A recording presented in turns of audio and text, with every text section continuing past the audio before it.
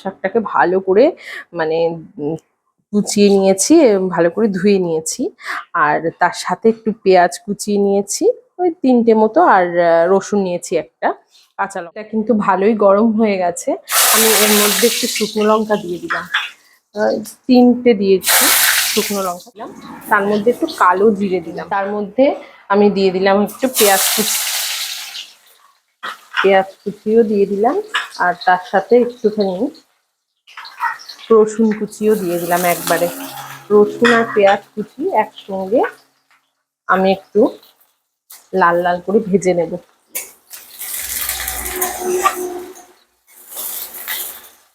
লাল লাল করে কিন্তু আমি ভেজে নিয়েছি। এইবার আমি পাট শাক কোচানোটা এর মধ্যে দিয়ে দিলাম।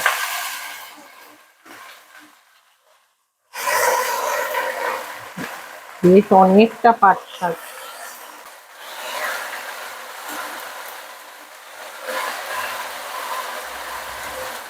আমি একটু পাট শাকটা নরম হওয়ার জন্য পরিমাণ মতো একটু নুন দিয়ে দিলাম। তার মধ্যে একবারে একটু হলুদও দিয়ে দিলাম।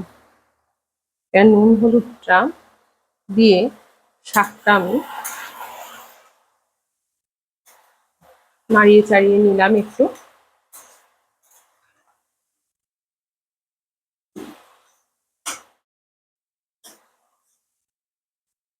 আমি না একটু ঢেকে দিই পাট শাকটা, একটু ঢেকে দিই, তাহলে তাড়াতাড়ি সেদ্ধ হয়ে যাবে। আমি একটু ঢেকে এটা সরিয়ে দেখলাম, পেঁয়াজ রসুনের একটা সুন্দর সেন্ট বেরোচ্ছে, কিন্তু খুব সুন্দর একটা গন্ধ ছাড়ছে পেঁয়াজ রসুনের। আর শাকটাও বেশ শুকনো শুকনো হয়ে এসেছে। এর মধ্যে তো নুন হলুদ দিয়েইছি, একটু লঙ্কাও চিড়ে দিয়েছি।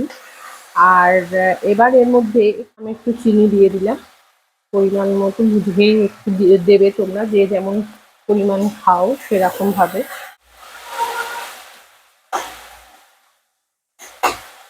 বেশ সেদ্ধ সেদ্ধ হয়ে এসেছে শাকটা, একটু শুকিয়ে শুকিয়ে এসেছে, কেমন নাল নাল মতো লাগে পাট শাকটা যখন কড়াইয়ে দেওয়া হয়। তো এখন বেশ টেনে এসেছে, একদম শুকনো শুকনো মতো।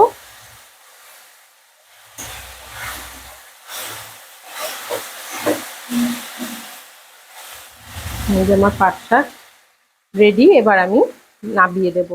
নামানো হয়ে গেছে। এই হচ্ছে আমার শাক। শাক কিন্তু আমার রেডি।